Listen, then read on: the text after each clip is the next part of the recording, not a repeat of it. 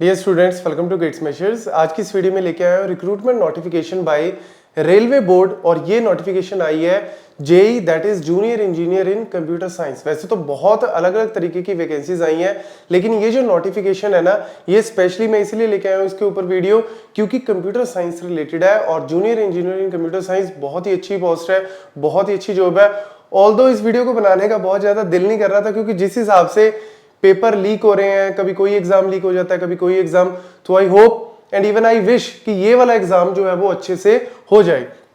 अभी उनकी तरफ से जो ऑफिशियल नोटिफिकेशन नहीं आई है, सिर्फ एक न्यूज लेटर में आया है कि भैया इस तरीके से बहुत सारी पोस्ट जो है वो हम लोग लेके आ रहे हैं, जिसके अंदर जूनियर इंजीनियर बाकी कैटेगरी में तो है ही, बाकी ब्रांचेस से रिलेटेड तो है ही, लेकिन कंप्यूटर साइंस से रिलेटेड भी नंबर ऑफ पोस्ट काफी अच्छी हैं, मोर देन 300 के अराउंड एक्सपेक्टेड है। तो इसीलिए इस वीडियो का मेन मोटिव ये है कि आप अपनी प्रिपरेशन जो है वो जल्दी से जल्दी, मतलब आज से अभी से स्टार्ट कर दे। जैसे ही आपको पता लग रहा है कि इस तरीके की कोई नोटिफिकेशन आई है, इस तरीके की कोई ना कोई वैकेंसी फ्यूचर में आने वाली है, क्योंकि ऑफिशियल नोटिफिकेशन रेलवे बोर्ड के हिसाब से जुलाई एंड में या अगस्त में आ जाएगी और उसके बाद मान के चलो कि 3-4 महीने के टाइम में, मतलब इस साल के अंदर अंदर एग्जाम होने के पूरे चांसेस हैं। तो मैं आपको यहाँ पे एग्जाम का पैटर्न और प्रिपरेशन स्ट्रेटजी बताने जा रहा हूं। ऑल्दो एलिजिबिलिटी क्या है, वैसे एलिजिबिलिटी भी अगर मैं पास्ट के हिसाब से देखूं तो बीएससी जो कंप्यूटर साइंस है या फिर बीटेक कंप्यूटर साइंस आईटी है, even diploma students are also eligible,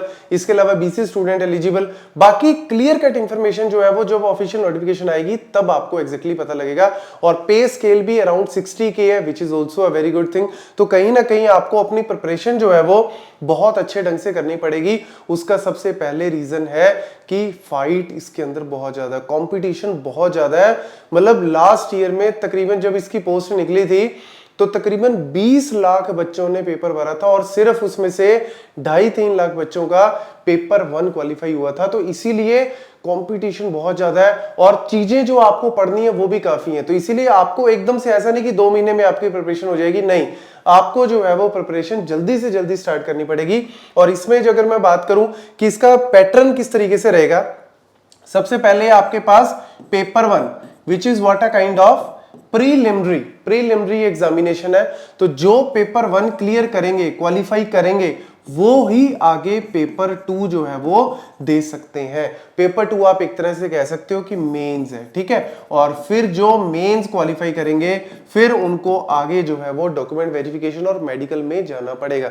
तो इसीलिए सबसे पहले तो भैया ये वाला पहाड़ आपको चढ़ना पड़ेगा, उसके बाद पेपर 2। और ये सिर्फ क्वालिफाइंग है, ये सिर्फ क्वालिफाइंग इन नेचर है, मतलब आपको सिर्फ इसको क्वालिफाई करना है। लेकिन क्वालिफाई सिर्फ नहीं है, ये भी अपने आप में बड़ा टफ है क्वालिफाई करना। क्यों? क्योंकि अभी आपको मैं बता देता हूं यहां पे जो इसका पैटर्न है, एग्जाम 1 जो सीबीटी कंप्यूटर बेस्ड है, जो पहला है प्रीलिमिनरी, उसका पैटर्न मैं आपको दिखा रहा हूं। तो यहां पे आपके पास नंबर ऑफ क्वेश्चंस है 100, हर एक क्वेश्चन 1 नंबर का है। तो टोटल आपके पास 100 मार्क्स का पेपर है और करने के लिए सिर्फ आपके पास जो है वो 90 मिनट्स है, मतलब 1.5 घंटे का टाइम है। 1.5 घंटे में 90 मिनट्स में आपको 100 क्वेश्चन करने हैं। तो तीर तुक्के भी नहीं मार सकते, स्पीड तो चाहिए लेकिन एक्यूरेसी भी चाहिए, क्योंकि 1/3 नेगेटिव मार्किंग भी है। मतलब जो कॉम्प्लेक्सिटी हो सकती थी सारी इन्होंने अपनी तरफ से डाली है, क्योंकि स्पीड भी चाहिए 90 में 100, ठीक है, और उसके ऊपर आपको 1/3 नेगेटिव मार्किंग, तो एक्यूरेसी के साथ स्पीड। तो ये कहीं ना कहीं आपको जो है वो बहुत अच्छे ढंग से प्रिपरेशन करनी पड़ेगी।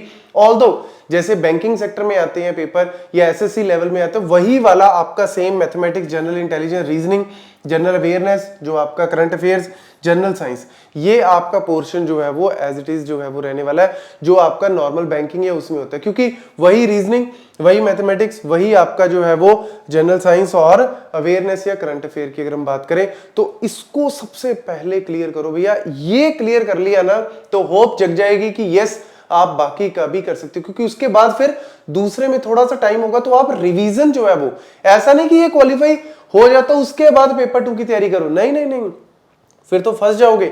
यहां पे आपको, ठीक है, सबसे पहले आपको मैक्सिमम जोर जो है वो इसके ऊपर लगाना पड़ेगा। मतलब एक तरह से प्रिपरेशन में 70% तो आपको इनिशियली इसी को देना पड़ेगा, ताकि मैं एटलीस्ट पहली हर्डल कर सकूं, और डेली बेसिस पे आपको 30% इस पे भी लगाना पड़ेगा।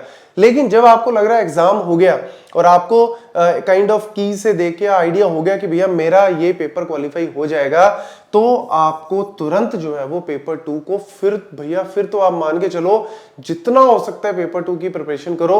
और उसमें ऐसा नहीं कि बिल्कुल फ्रेश, कुछ ना कुछ आपने पहले किया होगा, काइंड ऑफ रिवीजन, और जो नई चीजें हैं वो भी, क्योंकि पेपर 2 भी यहाँ पे इजी नहीं है। पेपर 2 से आपकी बनेगी मेरिट, क्योंकि उसके बाद मेरिट, उसमें नंबर ऑफ सीट्स के हिसाब से जितना मेरिट हाई रहेगी, जितने मार्क्स अच्छे आएंगे, उतना ही आपको बेनिफिट मिलेगा।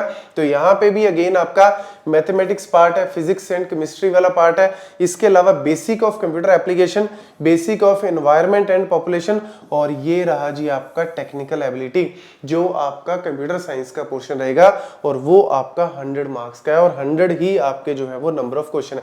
बाकी थोड़े कम में है, बट ठीक है, वो कहीं ना कहीं मैथमेटिक्स आपने पहले भी किया होगा, कंप्यूटर एप्लीकेशन और ये वाला पोर्शन आपको फिर वही सेम ही आ जाएगा।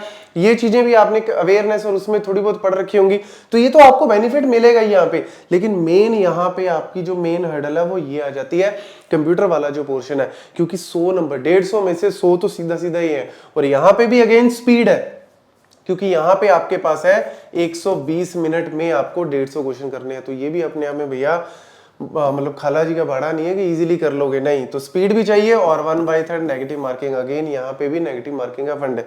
तो ये वाला पोर्शन आपको जो है वो कंप्यूटर साइंस वाला पोर्शन जो है वो प्रिपेयर करना पड़ेगा। और कंप्यूटर साइंस में ऑल्दो बहुत हाई लेवल सिलेबस और ये चीजें नहीं है, सिलेबस बड़ा लिमिटेड है। और ये सिलेबस मैं आपको दिखा रहा हूं, जो 2023 में JEIT की पोस्टें निकली थी, उसमें आई थिंक 15 के अराउंड पोस्टें थी, तो उन्होंने जो आपको यहाँ पे सिलेबस दिया था, तो सेम वही वाला सिलेबस ही आपका कहीं ना कहीं रहने वाला है, जिसमें basic computer organisation, data structure, जो आपका बेसिक बुलियन हो गया या गेट्स वगैरह, जो बेसिक वाला कॉन्सेप्ट है वो यहाँ पे आएगा। ऑपरेटिंग सिस्टम, DBMS, नेटवर्किंग, वो भी आपका बेसिक लेवल का ही रहेगा। हार्ड तो पूछ ही नहीं सकते यार, हार्ड पूछेंगे 150 क्वेश्चन करने 120 मिनट, हार्ड पूछ लिए तो भैया मैक्सिमम बंदे तो एक क्वेश्चन पे अटक के बैठ जाएंगे। और सबसे यहाँ पे पोर्शन जो है वो कंप्यूटर का, तो सबसे पहले पेपर खुलते ही आपको सबसे पहले ये वाला पोर्शन ही करना चाहिए फटाफट से, जितने क्वेश्चन आप सही कर पाओ। और फिर आपके पास बेसिक ऑफ लिनक्स कमांड्स या फिर यूनिक्स की कमांड्स आती हैं, और ये तो यार मैंने ऑलरेडी गेट स्मैशर चैनल पे जाओगे ना, सारी चीजें आपको बहुत अच्छे लेवल पे मिल जाएंगी, जो आप इजीली SQL की बात कर लो, कंप्यूटर नेटवर्क में बेसिक लैन मैन की बात कर लो, या फिर इसके अलावा अगर हम बात करें बेसिक IT एप्लीकेशन, किस तरीके से आपके इंडियन रेलवेज में IRCTC कैसे वर्क कर रहा है, 3 टायर एप्लीकेशन, वो सारा जो बेसिक है वो आपको जो है वो इजीली हो जाएगा। तो ये तो आपको, जैसे मैंने पहले बताया, प्रिपरेशन आपकी मेन फोकस आपका पहले पेपर 1 पे होना चाहिए। इसको आप थोड़ा थोड़ा कंप्लीट करते रहो, थोड़ा थोड़ा करते रहोगे, तो ताकि आप पेपर 1 क्वालिफाई करने के बाद आप इसको रिवाइज करके फटाफट से कर सको। तो मेरी तरफ से यही टिप्स है कि आपको जितना जल्दी हो सके उतनी जल्दी आप अपनी प्रिपरेशन जो है वो स्टार्ट करो। वेट मत करो कि भैया सितंबर में या जुलाई में या अगस्त में जब नोटिफिकेशन आएगी उसके बाद मैं स्टार्ट करूंगा, नहीं। ये तो हो सकता है कि ठीक है इस पेपर में नहीं तो किसी और में आपको बेनिफिट मिल जाएगा, तो एटलीस्ट स्टार्ट तो करो।